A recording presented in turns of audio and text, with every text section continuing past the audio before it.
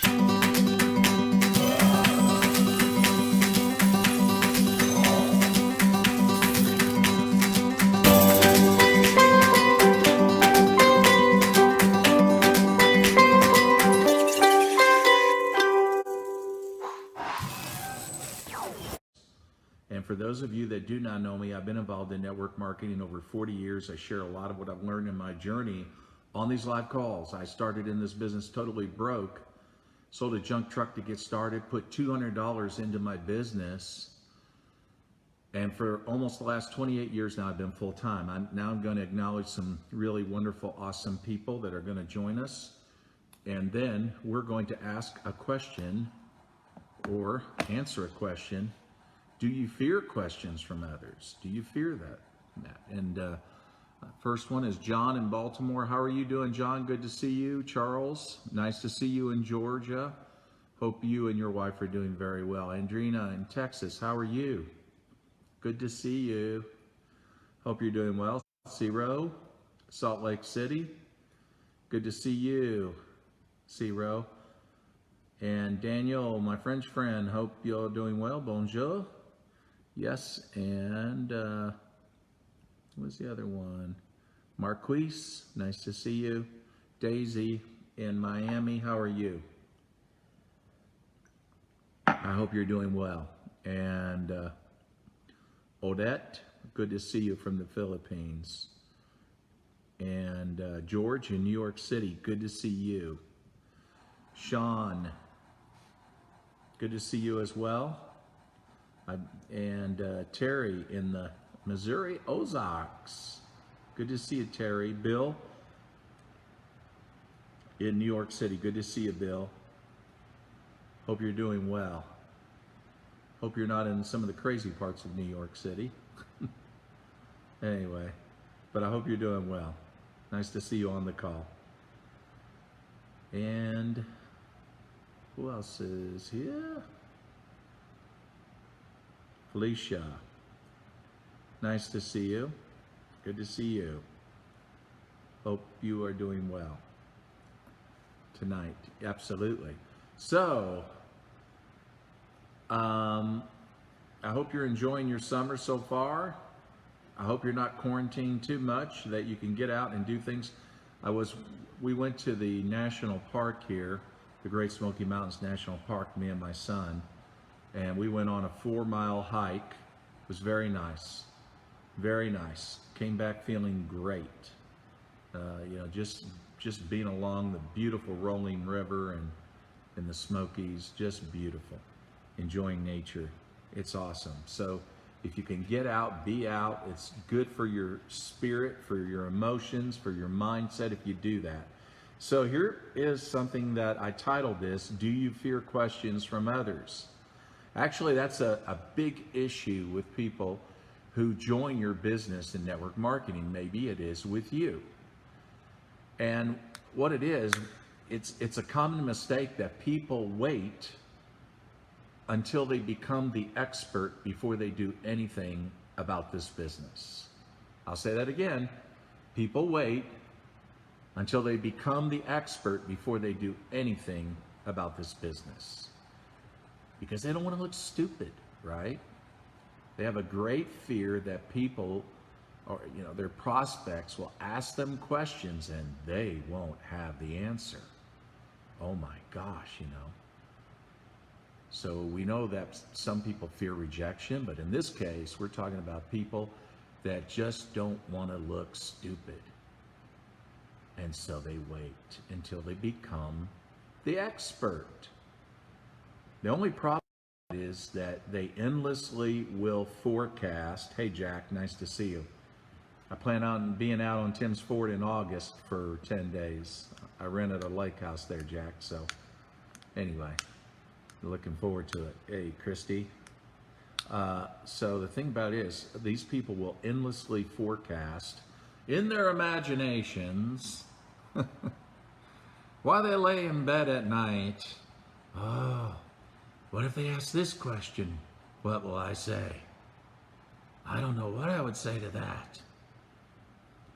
And it gives them all the more reasons why they right now should just wait until they become the expert. Thing is, nobody ever becomes an expert that way. You know how you become an expert? Just doing it. Throwing yourself out in the middle of the field. You're not sitting on the bleachers and just watching people play the game, thinking that they are the experts, they have all the answers. Of course they do, because they're playing the game, right?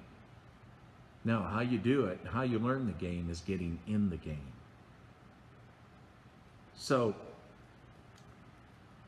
here's the other thing too, and it's just a misconception, and that is they think that you have to be successful first before you can know all the answers. But how can you become successful if you never get started? If you think you have to be an expert to get started. That's the thing. So, when you think about it, and you can make a comment if you want in here on questions that you fear or what your downline has told you they feared. But how about some of the classic questions? This comes up a lot with people in our business, and that is, how much money are you making? So you have your downline laying in bed at night. You're hoping they're going to get started. They're waiting to become an expert because they're trying to master the art of answering objections and questions, right? And then they're thinking about that. Oh my gosh, when they ask me how much money am I making and I'm not making any money, what do I tell them? In fact, if you go to Google, who hates us, they tell everybody nobody makes money in this, which none of that is true. The fact is, most people join a network marketing company because they want to use the products, but they consider them losers if they're not making money. So, it's just a fake news, right? Fake news. Too much fake news out there. But Truth in Advertising, Tina.org, they all do it. They all hone in on that. If somebody joins a network marketing company, they join with the intent of making money. Most join to use the product. And if the product worked, or they found value in it, then they would engage in the business, but only then. That's a very common reply that people make to people when they enroll them. So, but let's go back to that. How did I always handle that? Hey, Jennifer, nice to see you, Jennifer, South Carolina.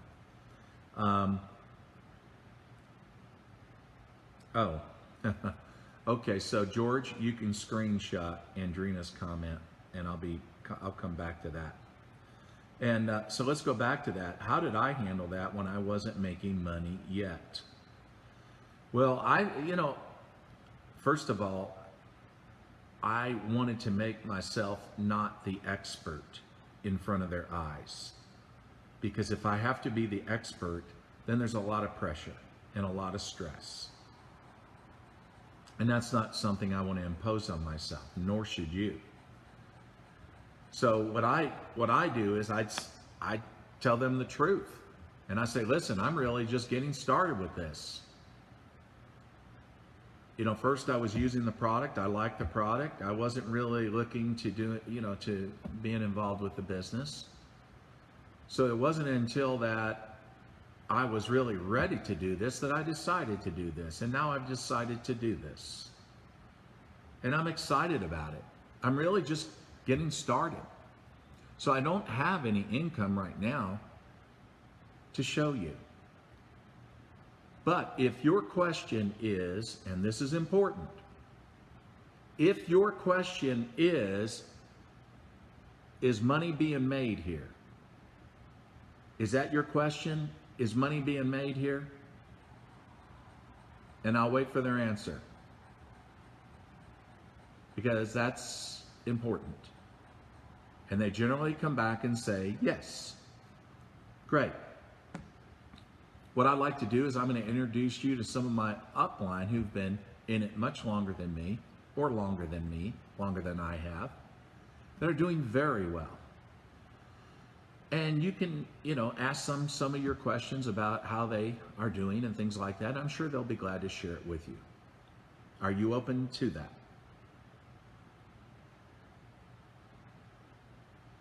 That's how I handled it.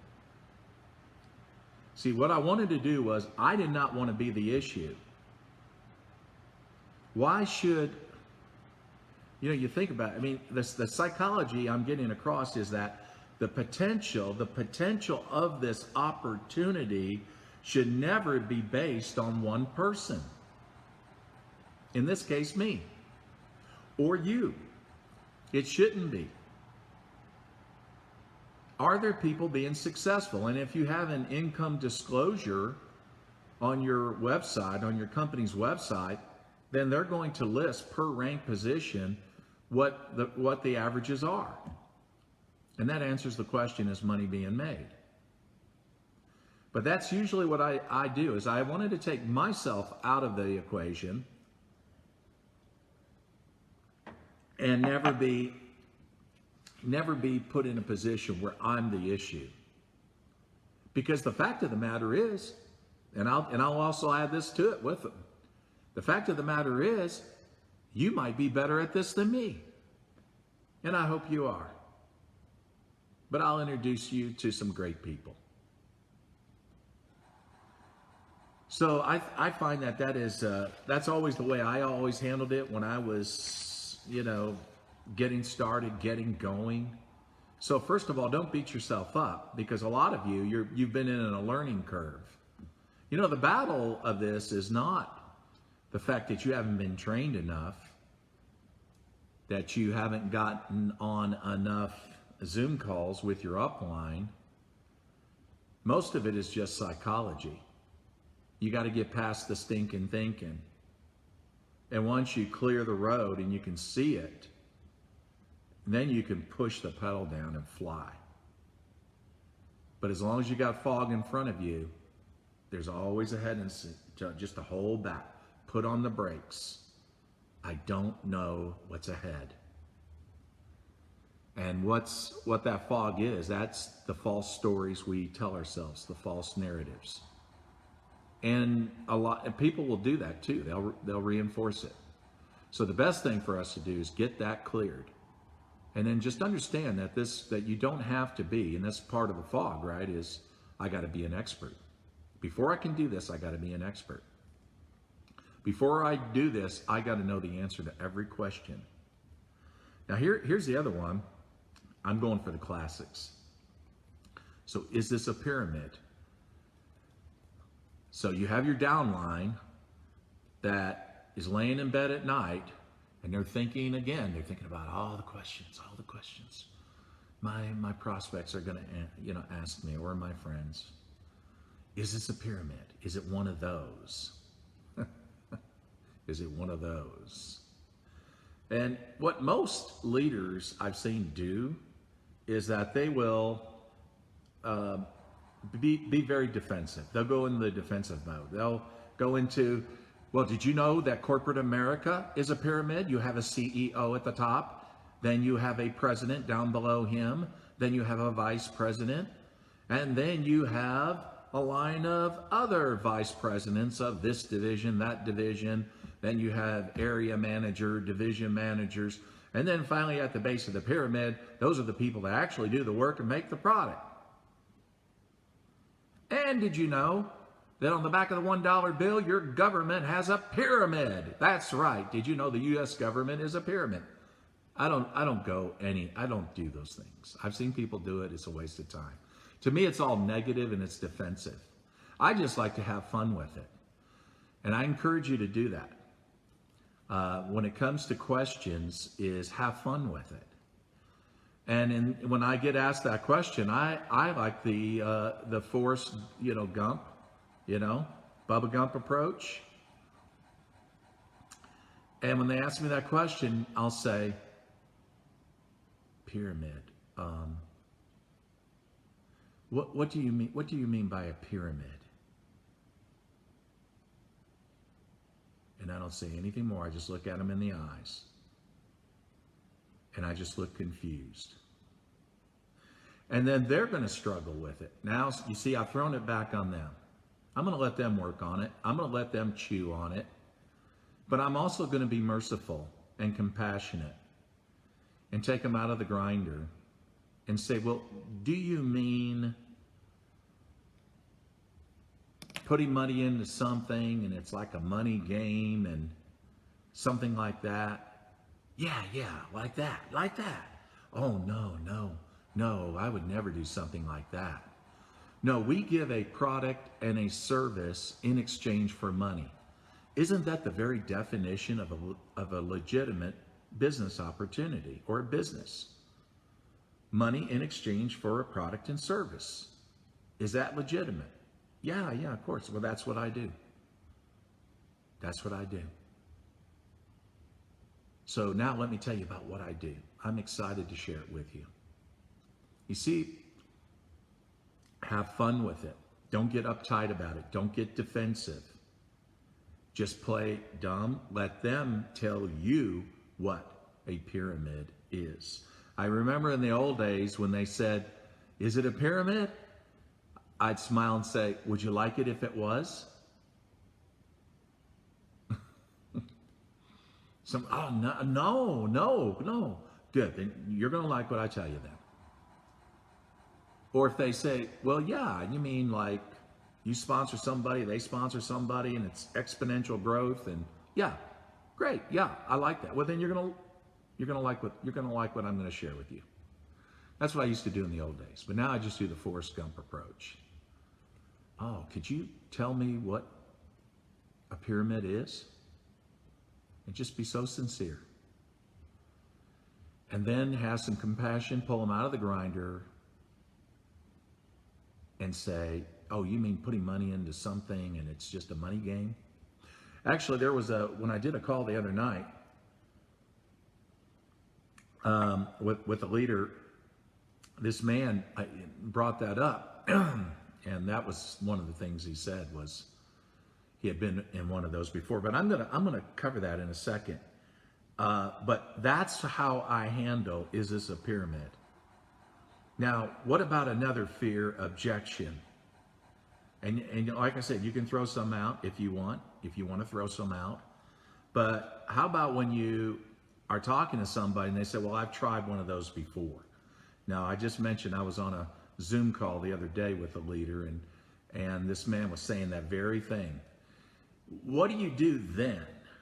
Again, a lot of your downline are going to worry about having the perfect answer to these questions, and they don't know where to go with it. Oh, I tried one of those before, and it didn't work out. Some get mentally stuck on this. I have fun with it. Again, I like to have fun. And what I like to do with people is, wow, what company was that? Can you tell me something about it? Because I promise you, when you get into the narrative, you're going to get the truth. And you're going to help them discover the truth is. And the truth is not that network marketing doesn't work. It was just something happened. But you got to find out what happened. And when I was doing a call the other day, I said, well, what company were you in? And this man said, well, it was it was a gold company, gold coins. It was a money game. But I didn't want to insult him and tell him he was in a money game. But I went ahead and listened, and then he talked about, another company that he was in, and it didn't work out. But then I got into it by asking him some more questions about it, and then finally he was honest and said, really, I didn't have time for it. I didn't have time for it. When people tell you that, and I think Andrina, did you have that question? I thought maybe I saw that go by a second ago, and maybe George, he's going to send that to me. Oh yeah, Andrina, she's awesome. What if I don't have time for it? So in this case, when they're honest and you get to the truth of the narrative, that really, how much time did you give it? Well, I really didn't have time because I had this going on, that going on. Oh, okay. So it wasn't that network marketing didn't work, it was that you were too busy. Yeah. So you help them discover the truth in the false narrative that they are creating. That network marketing doesn't work when, in fact, they just didn't work it. And then the next question is, well, how are you doing now in your time? Can you use some extra money? Would you like to build some residual income? Have extra money flow coming in to invest with or do what you want with? And just listen to them. Do you have some time for that now? Now, a lot of people think it takes a lot of time. You can reassure them that's not the case. Not if you got a system. Not if you got a system. Because if you teach people that having a system makes it much easier on their time. They don't have to spend as much time because the system is working for them. And many of you have that. But going back to, Andrina's question, what about when you prospect and they say, I really don't have time? Again, be the compassionate network marketer. You can't tell them, well, you're a liar, you do have time. That won't work. So what I would do in that kind of situation, say, well, what's that like? What do you mean, what's that like? I mean, to not have time. I mean, if you had some time to do the things that you love to do, what would you do? Is there anything you love to do, you just don't have time to get around to it? And listen to what they have to say. If you would ask that question to me, many years ago, but I would have said, well, music. I love music, and I like to songwrite, and take a band, go in the studio, record, and I love being in a studio. But I don't have time for that because I'm too caught up in making a living. I'm on the hamster wheel. And that's what I would say to a person. That was me. I was on the hamster wheel. I don't know about you, but I didn't have time either. It's the feel, felt, found approach, right, friends? Feel, felt, found. I understand how you feel. I felt the same way. And you know what I found out? That it just takes a little time to work this. But if you do it consistently, just a little bit, but you do it consistently, it adds up to a lot of income. And if you got just a little bit of time, I'd like to show you a little bit about how we do that. Do you have that time, John? Do you have it? Is it worth it?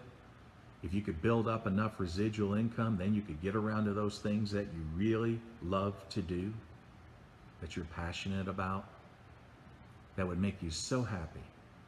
Do you have some time to look at that?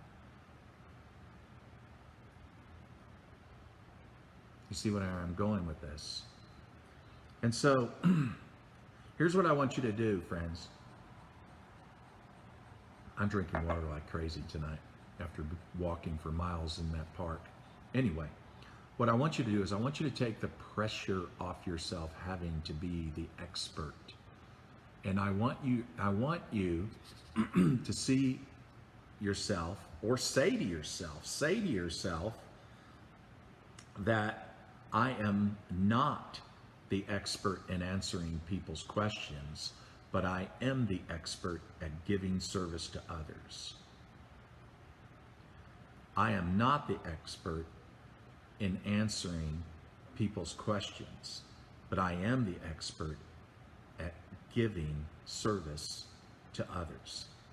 That's what you have to be good at. When somebody asks you a question that you don't know the answer, just be honest and tell them I don't know. You know, it's an excellent question. If you don't mind, let me go get the answer and I'll get right back to you. Is that okay with you? You know, they'll respect your humility, they'll respect your integrity, your honesty when you come back with that kind of an answer. And that's the way I like to handle it. And you can call your upline, talk to your upline, let them help you out on that. Maybe put that person in a messenger with your upline. In case they have any other questions and things like that, you can get help. See, when you take that pressure off yourself and teach your downline this, that they don't have to be the expert, an expert in answering people's questions to be successful in network marketing. You win by throwing yourself in the game, not by sitting on the bleachers and trying to learn it. You'll never learn it that way. You'll never do it that way. You'll never be successful that way. So I hope you got some value out of this. You can share this if you did. And my book, Reaching the Peak, is on Amazon in English and Spanish. If you haven't got that, you might want to. And in the meantime, Friday, I look forward to doing a Q&A. So if you guys want to come up with some great questions, and before I let you go, maybe I should just check in case George sent me something here that I didn't know about. No, he didn't. Okay. Good. So it's been wonderful. So everyone, have a wonderful evening. And listen, that COVID-19 is just, it's everywhere. It's got serious momentum. If you go out in public, I don't care, wear a mask, okay? Please wear a mask. It was amazing. I called, I wanted to get a tree service out here to open up the canopy of trees a little bit so I could get more sunlight into my rose gardens. And the one thing I asked the guy, he's going to come out and give me a bid. I said, well, when you come to my door, I said, do you have a mask? He said, no, I don't wear those. I don't wear those. I said, well, if we're going to have a conversation, you're going to have a mask on. Well, I don't want to have a mask. I said, then we're not having a conversation. Amazing. In Tennessee, over 800 people have died from this already, just in the state of Tennessee. So, I mean, I'm highly insulted when people have that kind of attitude. Of course, they're young. They're immortal, right? Well, that's very wrong. Just the other day, I talked to a friend who knows somebody in Michigan. He was 24 years old, died from it. I spoke with a family the other day. Her two sons are very sick with it. Very sick with it. So so be smart, okay? I don't care how great your product is in the product that you take. Don't think that you can't get it.